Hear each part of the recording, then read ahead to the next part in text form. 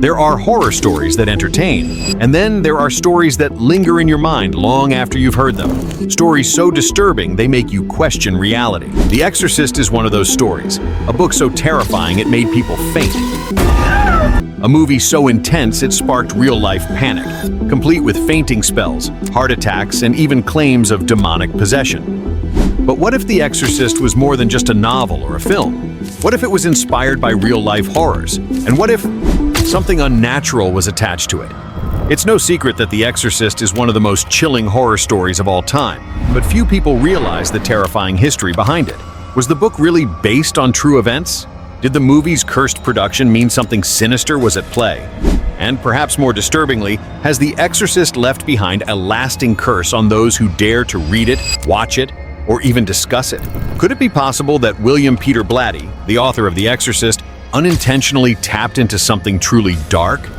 Could his storytelling have given power to something that should have remained hidden? And if so, what happens to those who come into contact with this story? The true story behind The Exorcist. To understand the legend surrounding The Exorcist, we need to go back to where it all began. Before the book, before the film, before the hysteria. We need to look at the real-life case that inspired it. In the late 1940s, a young boy, known under the pseudonym Roland Doe, became the center of one of the most infamous cases of alleged demonic possession in American history. It all started with something seemingly innocent, an interest in the occult. Roland had been using a Ouija board, a pastime encouraged by his spiritualist aunt. But after she died unexpectedly, strange occurrences began happening around the house. Objects moved on their own, scratching sounds echoed from the walls at night, household items levitated, and furniture shifted without explanation. But these strange events were just the beginning. Soon the phenomena became centered around Roland himself. His bed would shake violently while he slept. Unseen forces seemed to scratch his skin, leaving behind mysterious words.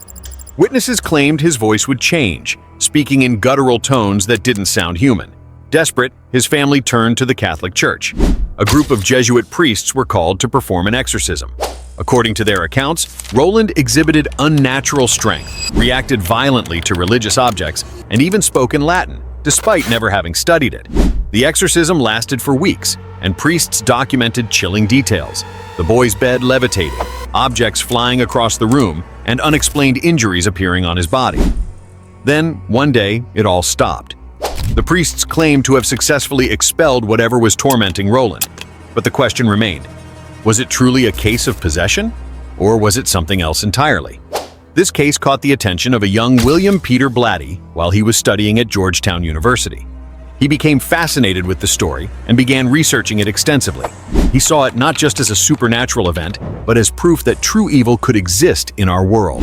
And with that belief, he wrote The Exorcist, a novel that would terrify millions. The Exorcist book and the curse. When The Exorcist was released in 1971, it wasn't just another horror novel, it was an event. The book was banned in schools, condemned by religious leaders, and yet it became a bestseller. People read it in terror, unable to put it down. But something even stranger happened. Some readers claimed that the book wasn't just scary, it was dangerous. Reports started surfacing of people experiencing paranormal activity after reading it. Some claimed they heard whispers at night, felt cold spots in their homes, or even saw shadowy figures lurking in the dark. Others reported disturbing nightmares, visions of demons watching them, whispering to them, even trying to control them. There was also a strange phenomenon surrounding sleep paralysis. Many who read The Exorcist reported experiencing episodes where they felt something pressing down on their chest, unable to move, as if an unseen force was holding them captive. Scientists explain sleep paralysis as a trick of the brain, but could it be something more? Even William Peter Blatty himself acknowledged the eerie stories surrounding his book. While he never outright claimed it was cursed, he often hinted that there was something mysterious about the way it affected people. He believed in the power of exorcisms. He believed that evil was real, and he believed that the events described in his novel were based on truth. But was the book itself to blame? Or was it merely a conduit for something waiting to be unleashed? The Exorcist movie, a cursed production. If the book disturbed people, the movie terrified them. In 1973, The Exorcist hit the big screen, and it was unlike anything audiences had ever seen before. It wasn't just scary, it was physically affecting.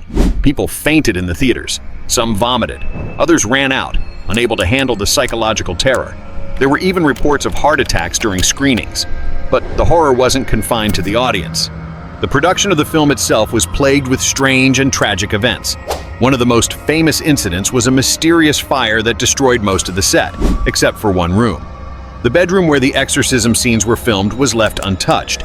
This terrified the cast and crew, many of whom started to believe that something unnatural was happening. Actors suffered unexplained injuries. Linda Blair, the young actress who played the possessed girl, experienced strange accidents during filming.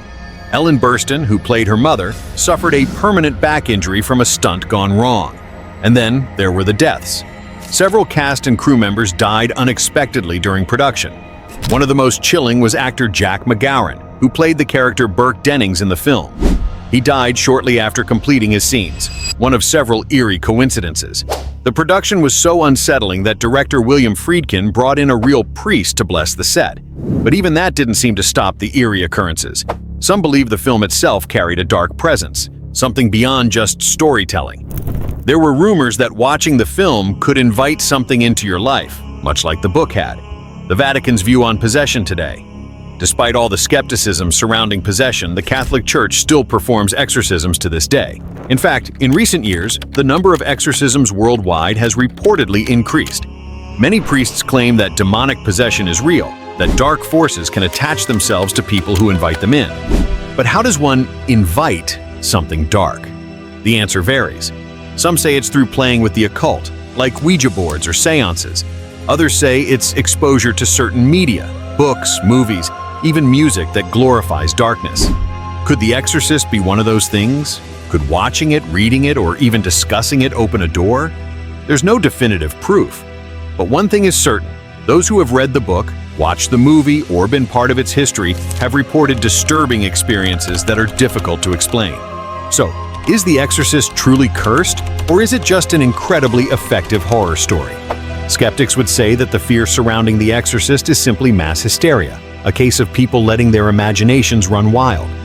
They argue that the reports of hauntings, nightmares, and strange occurrences are simply the result of suggestion. But believers, those who have felt something, will tell you otherwise. They will tell you that this book, this movie, is different, that something lingers when you engage with it, that the fear isn't just psychological, it's real.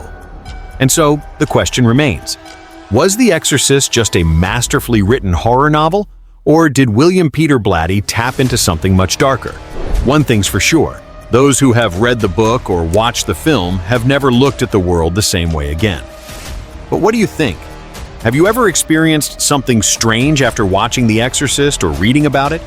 Do you believe in possession? Or do you think it's all just a story, one that became too real in the minds of those who feared it? Whatever your answer is, just be careful what you invite in.